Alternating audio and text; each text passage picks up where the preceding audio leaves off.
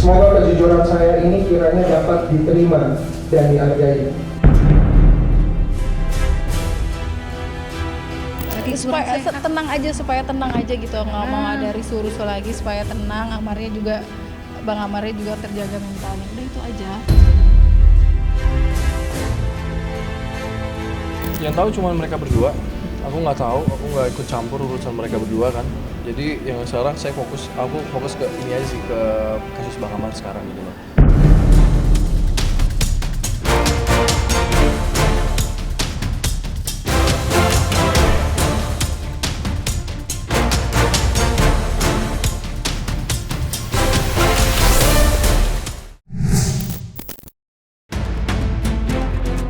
Babak persidangan, kasus dugaan penyalahgunaan barang haram yang melibatkan selebritis, Amar Zoni, kembali diselenggarakan pada tanggal 2 April 2026 kemarin.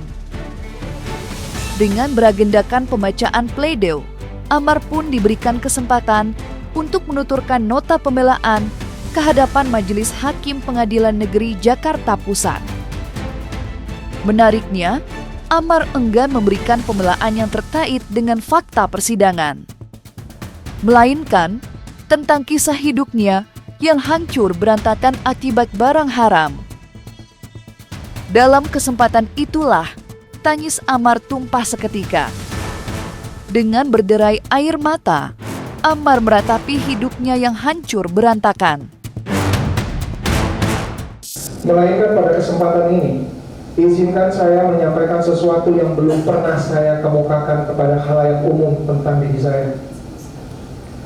Sesuatu yang selalu saya simpan dan takut untuk menceritakan tentang rahasia diri ini. Maka di kesempatan pledoi ini, saya memberanikan diri untuk menyampaikan tanpa dilebihkan atau dikurangi.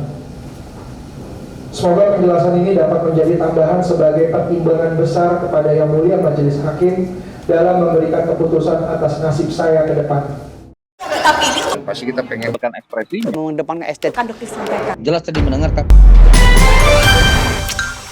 Semoga kejujuran saya ini kiranya dapat diterima dan dihargai. Bahkan teman sejawat pun ambil bagian mencela dan mengutuk saya hanya demi sebuah konten agar selalu eksis. Bagi saya sungguh nggak apa-apa. Yang membuat saya semakin hancur tiada sisa datang bukan dari siksaan real, melainkan dari kepergian satu-satunya orang yang selalu ikhlas berdiri di belakang saya. Orang yang selalu tulus memaafkan kesalahan saya, yang selalu bersabar dalam menasihati saya tanpa sekalipun mengeluh. Orang itu adalah bapak saya sendiri. Tempat saya bersandar dan meminta pertolongan. Namun bapak pun akhirnya pergi meninggalkan saya selama-lamanya. Bapak pergi tanpa tahu anaknya tertangkap lagi. Bapak pergi membawa pertanyaan kemana anak sulungnya. Kemana anak yang pernah membanggakan. Itu sebetulnya tamparan yang sangat keras buat Bang Amar sebetulnya. Untuk kita semua pastinya. Untuk kita semua pastinya. Tapi Bang Amar juga sangat keras lah. Apalagi dia diborgol tangannya, terus ngelihat bapaknya sudah tidak ada dan belum sempat minta maaf juga. Jadi mungkin ya itu yang saya bilang kemarin, itu mentalnya Bang Amar yang memang harus saya fokusin gitu. Jadi kayak ya seperti itulah ya.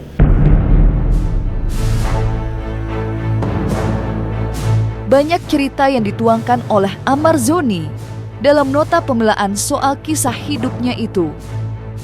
Namun yang mencolok perhatian, sepanjang pledoi dibacakan, nama Dr. Kamelia tak kunjung disebut oleh Amar. Padahal selain keluarga, Dr. Kamelia lah orang yang tak pernah sekalipun absen menghadiri persidangan dan memberikan dukungan untuk Amar. Sorotan publik lantas tertuju makin tajam usai persidangan rampung digelar. Ya, Dr. Kamelia yang sebelumnya selalu datang menghampiri, sekarang langsung pergi. Lantas mungkinkah hal itu dipicu rasa kecewa? Begitupun dengan badan, ketika hati dan pikiran berdebat, badan pun bergerak mencari narkoba. Kali ini lebih terang-terangan dan nggak pernah mikir dan nggak peduli. Dan nggak sampai 1 bulan karena setelah saya rehat dan tertangkap kembali untuk ketiga kalinya. Lengkap sudah manusia dengan kekecewaan dan kebodohan yang disengaja. Supaya tenang aja gitu, nggak mau ada risu-risu lagi, supaya tenang. Bang Amarnya juga terjaga mentalnya. Udah itu aja. Udah tadi udah ketemu sebelumnya di bawah. Sempet sharing apa sama Bang Amar? Apa? Sempet sharing apa? Enggak sempet sharing apa-apa karena nggak ketemu, cuman sempet. Ya terharu lah dengar pledonya, udah gitu aja. Mudah-mudahan lihat karena udah tahu kok. Karena udah tahu juga ceritanya. Oke ya, maaf ya, aku lagi nggak bisa. Detail masa lalunya kaget nggak sih dokter? Terlepas dari absennya nama Dr. Kamelia, pledoi yang dibacakan oleh Amar Zoni sejatinya berisi banyak soal hidupnya. Bahkan, tentang banyak cerita yang tak pernah ia buka kepada siapapun. Termasuk kepada almarhum sang ayah maupun adik-adiknya. Pledoi dimulai dengan cerita pilu kehidupan masa kecil Amar yang berubah 180 derajat. Ia yang sebelumnya hidup bahagia, seketika sirna usai almarhumah sang ibunda menghembuskan nafas terakhir akibat penyakit leukemia. Kehidupan kami selama di Padang sangat menyenangkan, sampai pada suatu keadaan yang menyenangkan itu berubah menjadi suram. Saat kenyataan Mama sering sakit-sakitan, sampai Bapak memutuskan untuk kembali ke Jakarta. Mama divonis oleh dokter leukemia atau kanker darah putih stadium akhir. Di saat sedang hamil adik saya, yaitu Panji. Setelah kelahiran adik saya Panji, Mama sudah sangat payah sekali. Semakin hari kondisinya semakin buruk, badan semakin kurus, wajah pucat, rambut rontok, dan lebih banyak di kursi roda. Di saat itu saya masih belum mengerti jika kalau waktu bersama Mama tidak akan lama lagi. Saya masih nakal, suka ngadulur kalau dibilangin, males-malesan kalau disuruh sholat, suruh sekolah. Sampai pada hari Kamis sore waktu itu di rumah sakit, saya disuruh pulang sama Mama, tapi saya tetap nggak mau untuk pulang dan jagain Mama. Namun kata-kata terakhir yang saya ingat, kalau kamu jagain Mama di sini, terus siapa yang jagain adik kamu di rumah? Dan saat itu saya sedang ujian kelas 6, jadi saya harus pulang. Lalu pada malam harinya saya seperti sadar tidak sadar, namun terasa nyata sekali. Tiba-tiba Mama pulang dengan pakaian hijab putih, terlihat sehat seperti sebelum Mama sakit. Kemudian Mama memeluk kami bertiga dan mencium kening kami masing-masing. Setelah itu tiba-tiba sepupu saya membangunkan saya, bilang kalau Mama Sri udah nggak ada. Mama Sri udah meninggal. Kaget sih, kaget ya. Cuman secara keseluruhan sih bagus ya, pembelaan Bang Amar juga udah ini banget karena dia seorang pecandu kan. Jadi memang itulah alasan dia kenapa dia memakai kan gitu. Maksudnya kenapa dia berbuat seperti itu gitu. Cerita kehidupan yang dibacakan Amar lewat pledoi tersebut kemudian berlanjut kepada dampak-dampak besar yang terjadi usai sang ibunda menutup mata untuk selamanya. Amar menjelaskan bahwa pasca kepergian sang ibunda, dirinya menjadi sesosok anak yang nakal dan jauh dari orang tua. Di situ pula, ia diperkenalkan dengan barang-barang haram akibat terlibat pergaulan yang salah. Namun, setelah gelap terbitlah terang. Kehidupan Amar kembali berbalik. Bermula dari keberhasilan menjadi atlet pencaksilat, Amar pun melebarkan sayap ke dunia hiburan. Dunia yang berhasil membawa Amar merasakan kemewahan, ketenaran, dan harta berlimpah. Akhirnya saya pun tinggal bersama tante saya dari rumah ke rumah. Pindah-pindah karena saat itu saya pun menjadi anak yang bandel. Susah diatur, hidup semaunya, sering bolos sekolah, jarang pulang, sering berantem, gak pernah sholat. Jujur, di umur saya waktu itu saya sangat marah kepada Tuhan, kepada keadaan dan kepada semua orang melihat teman-teman saya yang mempunyai keluarga yang harmonis. Maka pelarian saya waktu itu mulailah saya mengenal hidup di jalanan. Saya nongkrong bersama anak pang, ngamen di stasiun, parkirin di perempatan jalan, tidur di jalanan, ngamen, nganter wilayah sehat, di terminal, di stasiun pasar. Saya kenal minum-minuman, saya kenal obat-obatan, terus sering tawuran, dan masih banyak hal lagi yang konyol saya lakukan. Tak heran dari SMP sampai SMA 15 kali saya pindah sekolah karena dikeluarkan. Sampai pada akhirnya semua tante saya menyerah dan mengirim saya kembali ke Padang.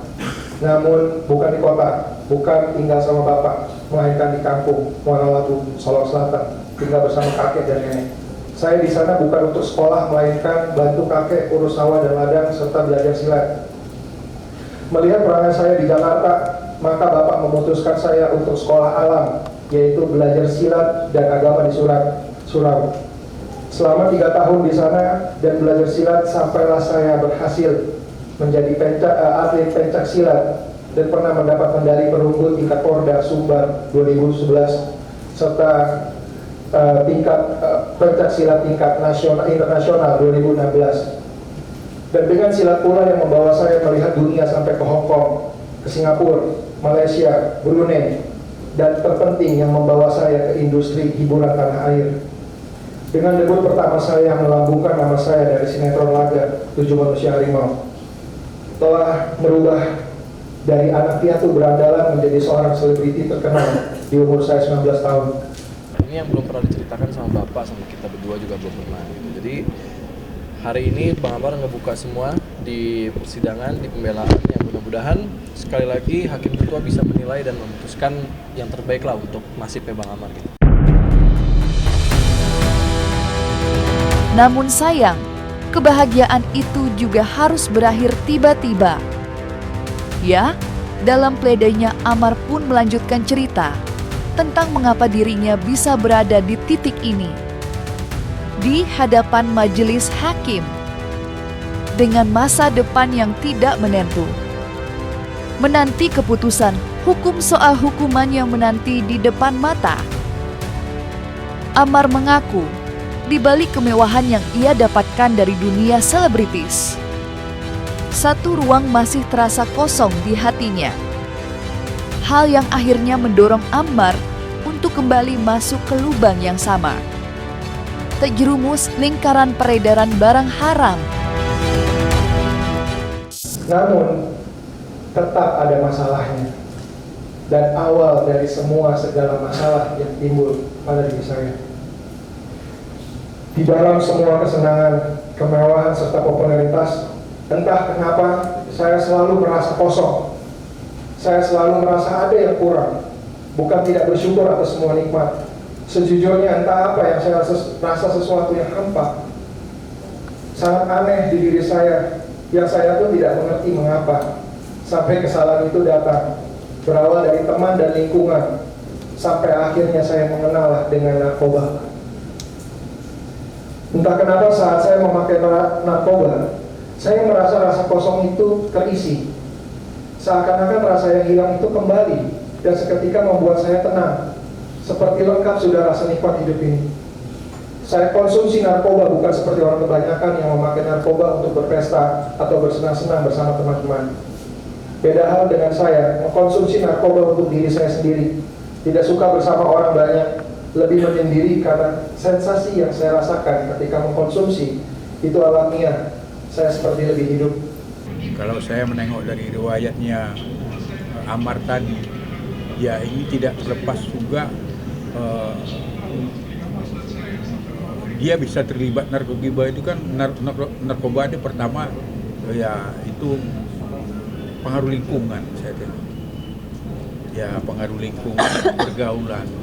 Dan kemudian kadang-kadang kan ya akibat kerja yang keras juga yang membutuhkan obat untuk merangsang penenang. Apa yang dituturkan oleh Amar Zoni melalui pledeu memang berhasil membuat publik ikut merasa haru. Apalagi berulang kali Amar menegaskan bahwa dirinya mengaku salah. Amar mengaku dirinya mengidap penyakit, hal yang membuatnya tak bisa lepas dari jaring perangkap barang haram. Hal itu pula yang dituturkan oleh Amar Zoni ketika ditemui awak media usai persidangan rampung digelar. Lantas, seperti apa harapan Amar ke depannya? Serta bagaimanakah pula perasaan Amar usai menguak semua rahasia hidupnya melalui Pledoi? Alhamdulillah. Akhirnya ini hal yang nggak pernah saya ceritakan. Nggak pernah hal yang ceritakan. Nggak ada karena saya dibayar, ya kan? Nggak ada karena saya apa. Ini saya berceritakan ini karena tentang nasib hidup saya ke depan, dan sekaligus saya membuktikan kalau saya tahu saya bersalah.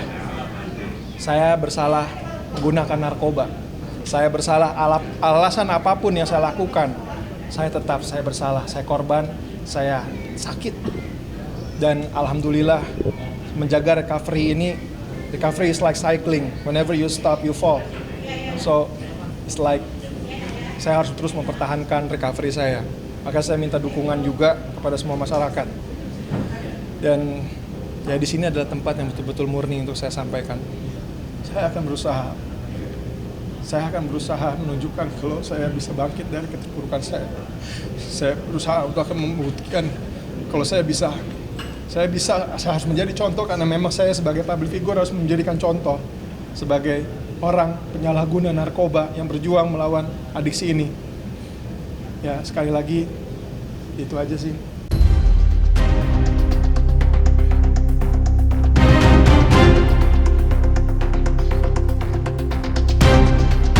Nah, selesai sudah, Cumi Lovers. Jangan lupa untuk like, subscribe, dan juga share channel YouTube Cumi Cumi.